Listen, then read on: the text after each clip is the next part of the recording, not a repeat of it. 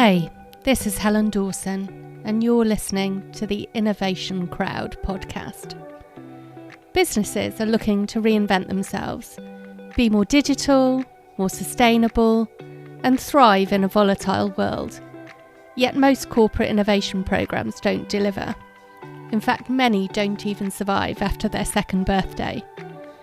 On this show, I sit down with the experts to discuss the strategies that work, so you don't have to learn the hard way. So come and join me in the Innovation Crowd.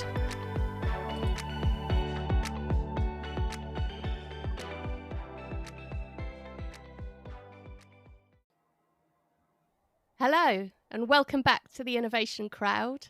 I'm Helen Dawson, and today I'm welcoming Liz O'Neill to the podcast. Not only is she a tech leader and not-for-profit, but she's also a leadership coach working with CTOs. So she should be able to give us a good overview of some of the challenges of innovation. So Liz, why don't you introduce yourself? Hi, thanks Helen. So I'm Liz. I've worked in technology for 25 years. So I've done pretty much every job you can think of in tech, with the exception of infrastructure, probably. So I've been a developer, I've been a tester, been an analyst, been an agile coach, been a scrum master, been a project manager, been a head of development. So pretty much wide experience across the board. But my passion is actually people, and every single tech problem you ever encounter is actually not a tech problem, is a people problem. So I have spent probably the last 5 years particularly focused on coaching and developing technical leaders, and how do we balance off the drive for technology and innovation against the balance of people and creating high performing teams. So I have quite a diverse career, lots of stuff I get involved with. So love it. Brilliant. So having been in tech your whole career, why do you think companies find innovation hard? Oh, there's loads and loads of reasons. So first of all, they start to think that it's always a tech problem, and it's not. Innovation is actually more a people and culture problem than it is a technology problem. So that's probably the big thing I see quite a lot. Fear is probably the other thing. Fear of failure, fear of change, fear of standing out, fear of being different, fear of cannibalizing existing products, sets, fear of losing different other cash cows. So there's a lot in there around that. And I would probably say the third one is finding the right people, and giving them enough time to innovate. We think innovation is going to happen like that. We think that pulling all these random people together and they're going to build a team like that. So the right people and giving them enough time to create the right structure and culture is probably the other thing. And one of the things that I hear a lot is there's a shortage of talent in tech. So how do you think leaders should be spotting and developing the existing team members that work for them? It's really interesting, isn't it? So across the board at the moment, if you work in tech, recruitment is the biggest challenge. There is such a shortfall for a number of reasons. And the challenge with that is not just being able to hire the person, but also the time it takes to integrate them into the team. So when you think of your internal team, you've got to look at how you do succession planning and how you do talent management much better than most technology teams do, but also how you give opportunities. I talk to a lot of people, and they use contractors quite a lot, but they put contractors on good exciting projects because they tend to be insular and you don't need to know some of the existing tech stack, and then they leave the existing people on the low value BAU stuff. And I think we've got to change that dynamic a little bit. We've got to change the dynamic about how we invest in the development of people, not just on technical skills, but on soft skills, and find opportunities and give them opportunities. I love the idea of pairing quite senior people with quite junior people, because both sides learn, and in most cases the senior person learns more than the junior person, just from a how do you think about this in a slightly different way. um, and with all the challenges we have in tech and in innovation, we get focused on delivery and time and short timelines. And actually, to invest in our people, we've got to think more on the medium and long term. And how do you identify this talent, and how do you find their strengths, and then how do you nurture and develop that in an incubator style by giving them opportunities. Sending people on courses is fine, but if they haven't got the opportunity to use that skill, then that's where the problem arises. And what skills do you think tech leaders are missing in terms of nurturing the people that work for them? Understanding that it is a core part of their job and not just something they do off the side of their desk. Most technical leaders, um, especially when they're first promoted into what I would call a functional team lead role, they still get focused on actually nurturing your people and understanding them and helping them create their career is the core part of your job. Is not something you do as well as your job. So that's something. Um, Being able to have difficult conversations, both from a underperforming point of view, but also from a feedback point of view. Most technical people that I coach and develop still say being able to have difficult conversations and give constructive feedback is one of the hardest things that they've got to do. So any kind of development you can do on that, I would say you can't invest enough in that space, because actually, if you think about it, if your technical leads can give constructive feedback to people, you're learning and developing everybody. And we see in we see in our industry that it's just not done well at all. um Probably listening then is the other thing. So across the board, I see quite a big difference in our ability to actually listen. And if you watch people, most of the cases they're just listening, waiting to speak, rather than listening to actually understand what's being said. And if you can take a step back a bit, improve your listening skills, actually understand what's going on, and then being able to constructively give feedback and communication, you're on a winner as far as I'm concerned. If you can do them two things, you're halfway. And one of the things that business innovation teams often say to me is it's all IT's fault. IT is too slow. Which reminds me of one of the things that I've heard you say before, which is positive conflict is an important part of Yeah. innovating. So talk me through positive Okay. conflict. So I'm gonna do positive conflict first, and then I'm definitely coming back to the IT being slow comment. So positive conflict for me. Positive conflict is the ability to be able to have a robust conversation where you're listening to the other person's point of view, even when it's different than yours. So, as a manager, as a team lead, as a head of IT, as a CTO, as an innovation, whatever your role, you've got to be able to have people around you that are going to have a different opinion to you, and that feel safe enough and feel like they can be trusted to be able to share that idea of positive conflict that says, okay, I'm going to call you out on this bit because I don't agree with you, and I want to explain why I disagree with you. And and we don't do that. And the reason we don't do that is because it tends to be a hippo effect. So the highest paid person's opinion counts more.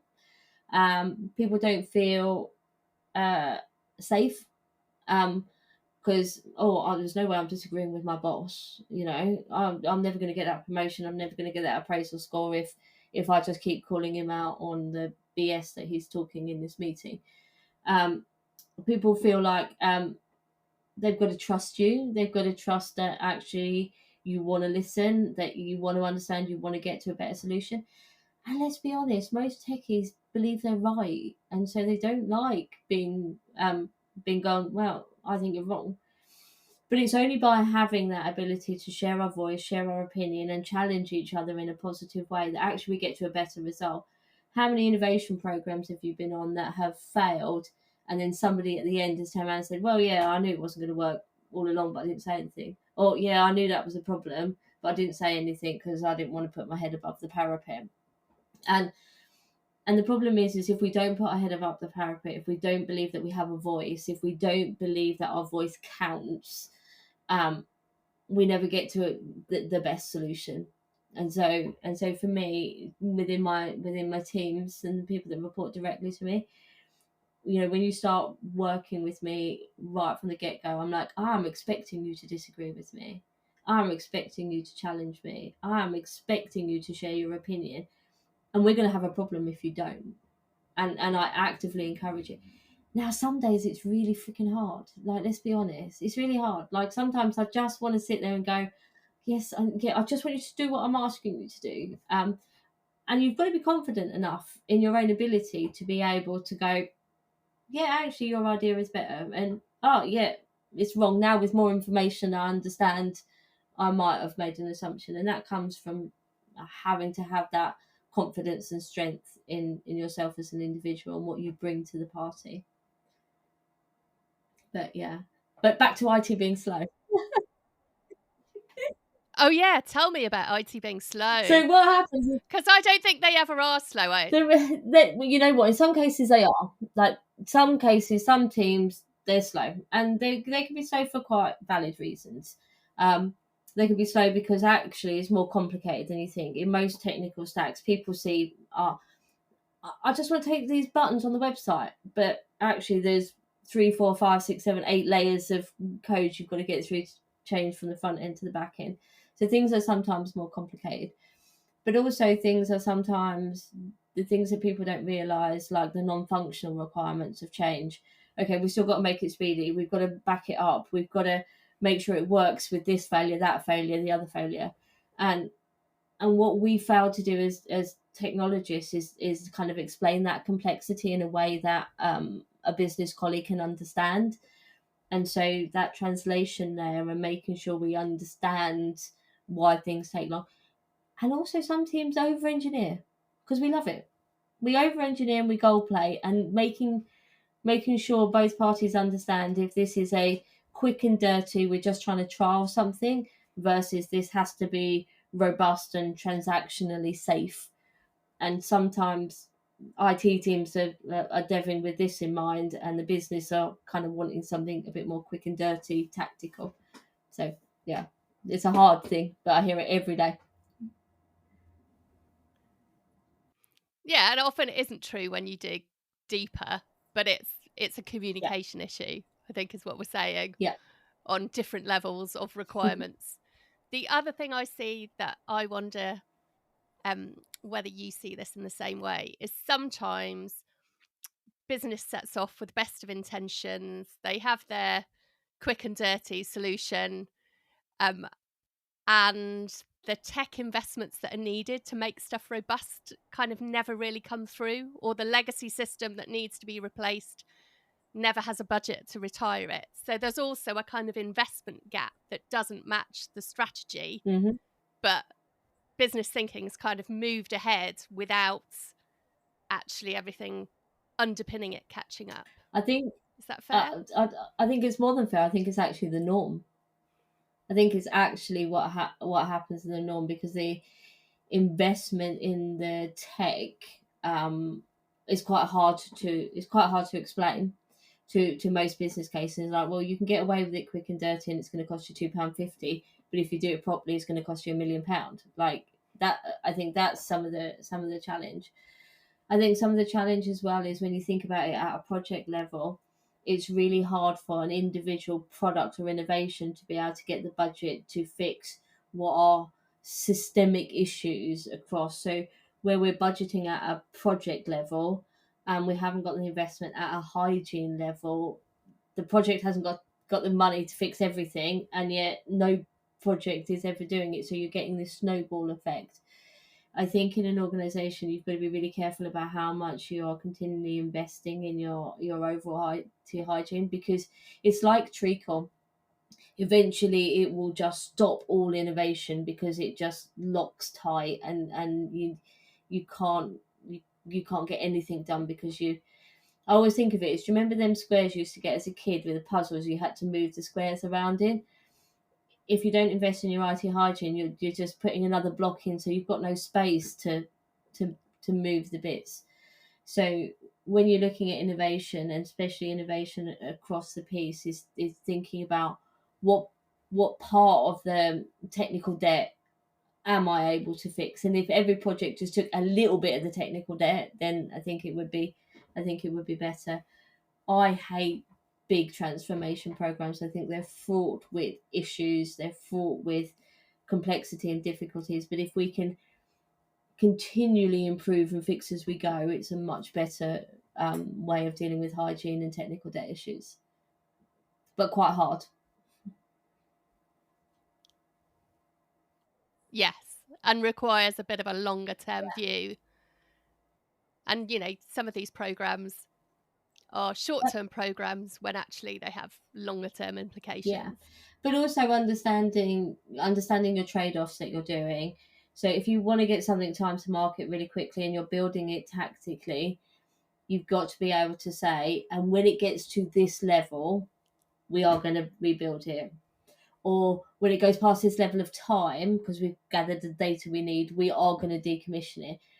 You know, I always think of it a bit like space. We send up so many satellites, eventually there's going to be no space because we're not fixing our rubbish. You know, technical innovation can be the same. We'll end up locking ourselves out because there's loads of complexity strewn across the environment that we just didn't clean up after ourselves afterwards. And what do you think business leaders can do to be better customers of IT as a function? Or spend more time. There you go.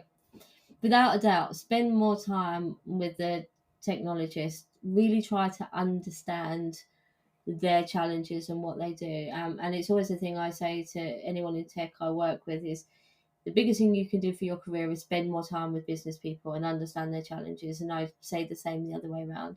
Understand how your products work. Understand what's a quick and easy change to make and what's a really complicated one, because it will allow you to make better informed decisions. Collaboration is the other thing.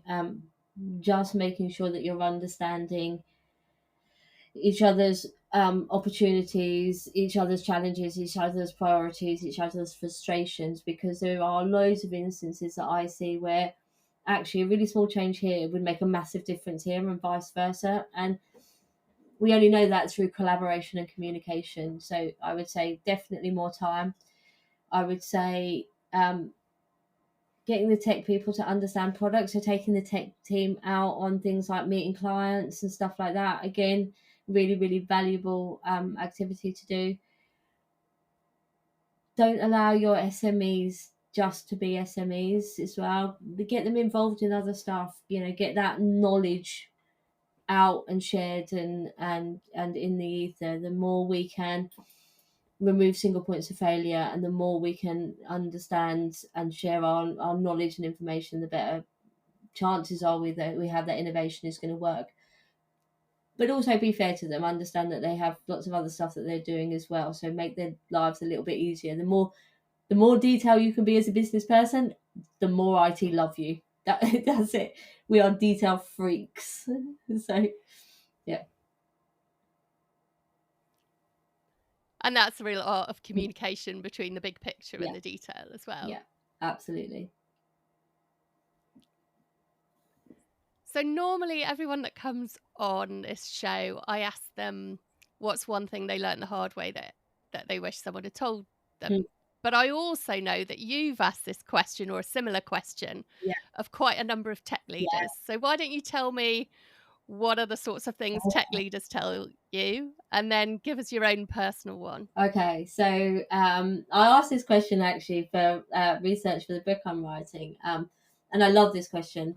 The majority of it, the answers I get, they're quite similar, is actually understanding understanding the business, so they understand the context, so making technical decisions is much easier when you understand what you're trying to achieve. That's probably a big thing that comes out for technical leaders. um, the other one is understanding the complexity of people. And when they take on their first leadership role, most technical leaders feel like they had to learn the hard way how to manage people, because in most cases there's not the level of support that comes in. Um, for me personally, what is the lesson I've had to learn the hard way?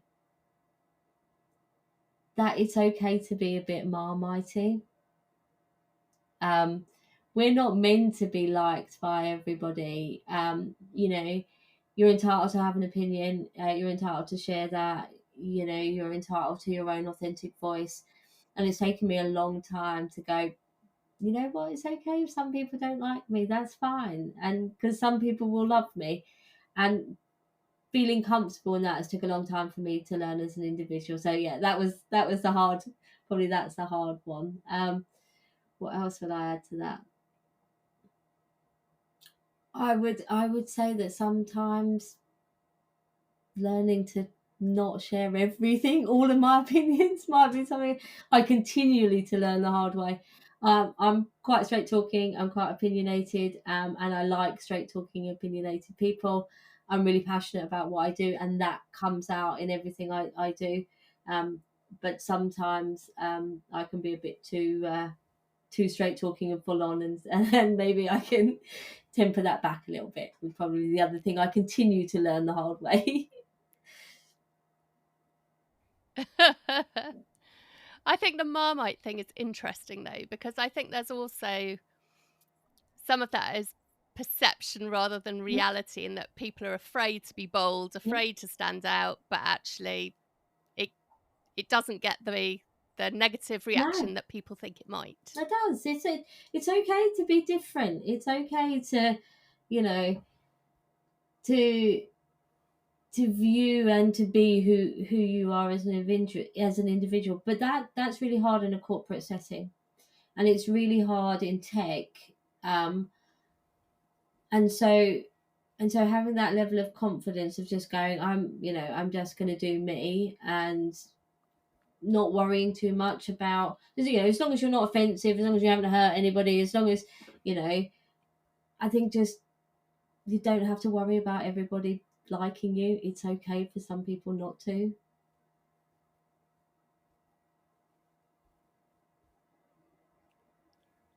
And talk to me a little bit about women in tech. As someone that's had a lifelong career, clearly still outnumbered Yeah. in the industry. Yeah, so Does that make you feel like you're standing out when you shouldn't be standing out? It should be normal. it's really interesting. So people will use terms for me that I find quite interesting. So they will use the word role model, and I'm like, no, I'm actually just normal, and I don't want to be a role model because I think it should be normal. um Women in tech is a massive passion of mine. I've spent my whole career in tech. It is the industry that has given me so much, and I am massively passionate about giving back to it. And yet, some of the numbers that I see are so disappointing. The number of women joining tech and studying STEM subjects is still massively low. The number of women leaving tech careers is growing. If you were a woman in tech in the pandemic, you were twice as likely to be furloughed as if you were a man. That's a crazy number. Only 5% of leaders in technology are women. So some of these are really bizarre. And our industry is hard. We do a lot of out of hours. There's lots of demands. And actually, women are still societally the biggest caregivers and the biggest home builders. And so sometimes the role and the job and your life, they don't balance as well. And that's why I'm massively keen on increasing them numbers, but also making it that um, it's not so abnormal to have a woman CTO, a woman CIO, a woman head of development, a woman enterprise architect as it currently is today. And that's a win-win. It's a win for the individual, but within the organization, that diversity of thought is vital for our industry. That diversity of the way we think about things, and things like putting the customer first, and empathetic team building, and all of the things that women like naturally are actually, you know, much better at than some of our male counterparts. And that's not me being sexist, that's just a scientific fact. Um and so now I spend an awful lot of my time, and I'm really excited about the group program that we're just launching in January called Thrive, which is a women in technology, particularly in the not-for-profit sector, leadership program. So it's a Institute of Leadership Management accredited course, which is awesome, and it's over 8 months, and it's a full mentoring, coaching, and training and development plan for leaders within our industry. So I'm uber excited about it. So if it's something you're interested in, come find me on LinkedIn. I'm all over the place, and have a look at some crazy videos we've done over it. And I guess the other thing I was going to ask you is, given that 95% of CTOs at the moment are men, what should they be doing to encourage the women up the ranks in their team? Oh, that's a really good question. So first thing I would say is, if you haven't got any women in your team at all, or very few, make sure you're looking at how you're advertising roles, and making sure that you're not unconsciously biased within them and how they read them. There's some great software and tools out there to look at that. So making sure you're actually even getting women applying into your team is probably a big bit. Once they're in there, actually looking at how do you give them a development plan that works? How do you give them flexibility and opportunity? Now, I don't want anybody to be in a situation of what I would call positive discrimination. You know, I want and would always advocate you give a role and a job to the right person for the role, rather than whatever diversity numbers that you're trying to hit. But I think looking at how do you structure roles that actually make it doable and achievable, for a woman that might be flexible working. It might be inclusion about at what times of day you do just things like meetings or social activities and things like that, especially if they're caregivers for either children or the elderly. You know, being conscious about it and having the conversations. Have a conversation with all of your people, but specifically some of the women in your team, and go, what do you want from your career? How do we help you? How do we support you? How do we give you a voice? And then I would say massively encourage them to network. Normally what you find as a woman in tech, and especially as you come up into team leads and leadership role, you don't have another woman in your team to actually talk to, and or to have a role model with. So being able to network outside of your organization, and become part of them, and share your experiences, challenges, how other people overcame them. So I think encouraging that voice is quite important as well. And for every single technologist, regardless of what sexuality, denomination, you know, geographical location, religion, development, invest in their development. Every single techie I've ever worked with in my entire life, and that's hundreds, the best thing you can do for them is give them development time and give them development budget, and spend and allow them to invest in that. It will pay you back tenfold. Yeah, and I've always said to my teams, you know, you're not just here to do this role, you're here to have a career Yeah, in this organisation. And so developing is it's part of yeah, your job.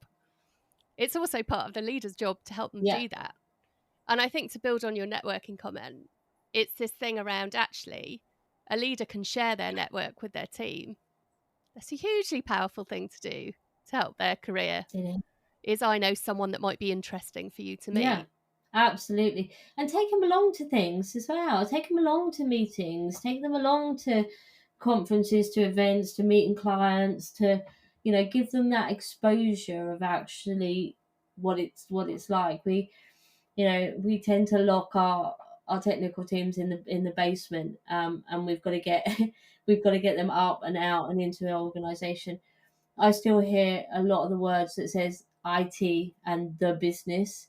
No, IT is part of the business. We don't refer to other areas in the same derogatory way. And I think IT are really bad at that because we just say the business, and we've got to break down some of them silos. IT is part of the business, and the business is part of IT. And the business wouldn't be able to deliver without IT. So it's not an irrelevance. It's a crucial bit. Yeah, the amount of people go, well, I'm not technical, and they're like, no, you really are, and you have to be, because that's the way of the world now. And I think if we can break down some of them silos and share that understanding and get that common language, it's quite important. Brilliant. Well, thank you so much, Liz, for our wide-ranging conversation. And remind us again about your Women Tech Leaders program for not-for-profit. Yeah. So where should people go? So you can email to thrive@charityitleaders.org.uk. You can find me on LinkedIn. You can use the hashtag Thrive Leadership Program on LinkedIn, and that will find you all the details as well. So it is a development and coaching program for women in technology within the non-for-profit sector. It's an 8-month program that's a massive immersive program geared around how we create amazing tech leaders that have an impact within our industry. Amazing. Thank you so much for joining us today. Thank you so much for having me, Helen. It's been amazing.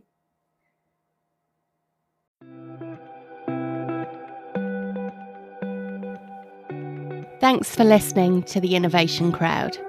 Subscribe on your favourite podcasting service so you don't miss a thing. And I'll see you next time.